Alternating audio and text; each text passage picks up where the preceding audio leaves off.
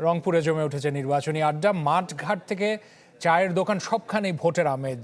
কেমন প্রার্থী বেছে নেবেন ভোটাররা, চলছে সেই আলোচনা। শহরে গ্রামে বিভিন্ন জায়গায় এই ভোট নিয়ে আলোচনা শুরু হয়ে গেছে এবং বিশেষ করে আমরা দেখতে পাই যে চার দোকানের সামনে ভোট নিয়ে আলোচনা বেশি হয়। আমি যেখানে আছি এটি রংপুরের পার্কের মোড় এলাকা, এখানেও চার দোকানের সামনে আমরা দেখতে পাই যে ভোট নিয়ে আলোচনা চলছে এবং আমি যেখানে আছি সেখানে একদল তরুণ তারা কিন্তু ভোট নিয়ে আলোচনা করছেন। সামনে 12 ফেব্রুয়ারি ভোট, এই ভোট নিয়ে আপনার ভাবনাটা কি? গতানুগতিক যে রাজনৈতিক ধারা আছে তার বাইরে গিয়ে ইনসাফ ভিত্তিক নতুন ধরনের রাজনীতি সেটা নিয়ে কল্পনা করবে এমন প্রার্থীকে আমরা নির্বাচিত করব।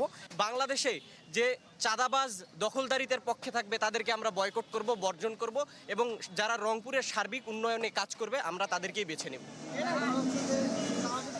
রংপুরে 6টি আসন, এই 6টি আসনের মধ্যে 56 জন প্রার্থী কিন্তু লড়বেন। হেভিওয়েট প্রার্থীদের মধ্যে এখানে বাংলাদেশ জামাতে ইসলামের এটিএম আজহারুল ইসলাম রয়েছেন, জাতীয় পার্টির জিএম কাদের রয়েছেন এবং এনসিপির আক্তার হোসেন রয়েছেন।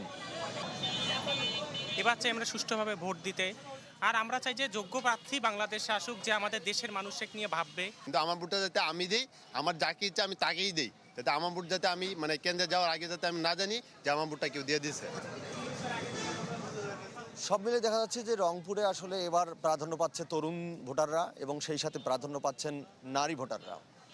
সুতরাং প্রার্থী যারা আছেন তারা কিন্তু ভোটারদের পাশাপাশি নারী এবং তরুণদেরকে কিন্তু প্রাধান্য দিচ্ছেন এবং ভোটারদের আসলে যে প্রত্যাশা সেই প্রত্যাশা পূরণের আশ্বাসও কিন্তু তারা দিচ্ছেন।